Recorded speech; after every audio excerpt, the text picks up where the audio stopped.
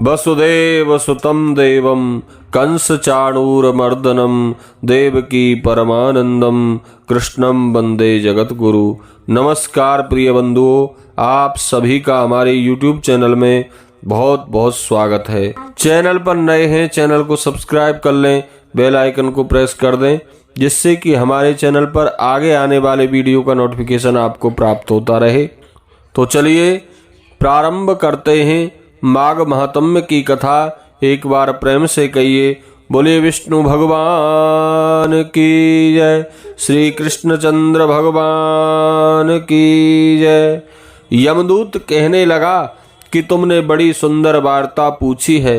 यद्यपि मैं पराधीन हूँ, फिर भी तुम्हारे स्नेह बस अपनी बुद्धि के अनुसार बतलाता हूँ। जो प्राणी काया वाचा और मनसा से कभी दूसरों को दुख नहीं देता, वे यमलोक में नहीं जाते। हिंसा करने वाले वेद यज्ञ तप और दान से भी उत्तम गति को नहीं पा सकते। अहिंसा ही सबसे बड़ा धर्म है।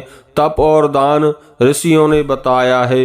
जो मनुष्य जल या पृथ्वी पर रहने वाले जीवों को अपने भोजन के लिए मारते हैं, वे काल सूत्र नामक नरक में पड़ते हैं और वहां पर अपना मांस खाते हैं और रक्त पीव पान करते हैं तथा पीव की कीच में उनको कीड़े काटते हैं। हिंसक जन्मांध, काने, कुबड़े, लूले, लंगड़े, दरिद्र और अंगहीन होते हैं। इस कारण इस लोक तथा परलोक में सुख की इच्छा रखने वाले को काया वाचा तथा मन से दूसरों का द्रोह नहीं करना चाहिए। जो हिंसा नहीं करते उनको किसी प्रकार का भय नहीं होता।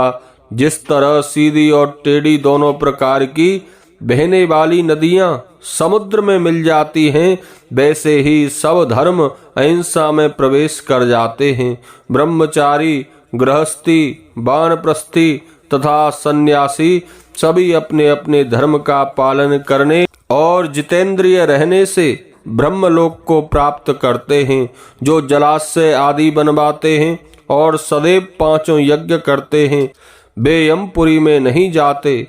जो इंद्रियों के वशीभूत नहीं हैं, वेदवादी और नित्य ही अग्नि अर्थात हवन आदि का पूजन करते हैं, वे स्वर्ग को जाते हैं। युद्ध भूमि में जो सूरवीर मर जाते हैं, वे सूर्य लोक को प्राप्त होते हैं। जो अनाथ स्त्री शरण में आए हुए तथा ब्राह्मण की रक्षा के लिए प्राण देते हैं, वे कभी स्वर्ग से नहीं लौटते। जो मनुष्य लूले, लंगड़े, वृद्ध, अनाथ तथा गरीबों का पालन करते हैं, वह भी स्वर्ग में जाते हैं। जो मनुष्य गौओं के लिए पानी का आश्रय करते हैं तथा कुआं, तालाब और बावड़ी बनवाते हैं, वे सदैव स्वर्ग में निवास करते हैं। जैसे जैसे जीव इनमें पानी पीते हैं, वैसे ही उनका धर्म बढ़ता है और जल से ही मनुष्य के प्राण हैं। इसलिए जो प्याऊ आदि लगाते हैं, वह अक्षय स्वर्ग को प्राप्त होते हैं। बड़े बड़े यज्ञ भी वह फल नहीं देते जो अधिक छाया वाले वृक्ष मार्ग में लगाने से देते हैं। जो मनुष्य वृक्ष रोपण करता है, वह सदैव दानी और यज्ञ करने वाला होता है। जो अच्छे फल और अच्छी छाया वाले मार्ग के वृक्षों को काटता है, वह नरकगामी होता है। तुलसी का पौधा लगाने वाला सब पापों से छूट जाता है। जिस घर में तुलसी है, वह घर तीर्थ के समान है और उस घर में कभी यमदूत नहीं जाते। तुलसी की सुगंध से पितरों का चित्त आनंदित हो जाता है और वे विमान में बैठकर विष्णु लोक को जाते हैं। नर्मदा आदि का दर्शन, गंगा स्नान और तुलसी दल का स्पर्श, यह सब बराबर फल देने वाले हैं। हर एक द्वादशी को ब्रह्मा भी तुलसी का पूजन करते हैं। रत्न, सोना, फूल तथा मोती की माला के दान का इतना पुण्य नहीं जितना तुलसी की माला के दान का है। जो फल आम के 1000 वृक्ष और पीपल के 100 वृक्षों को लगाने से होता है, वही तुलसी के एक पौधे के लगाने से होता है।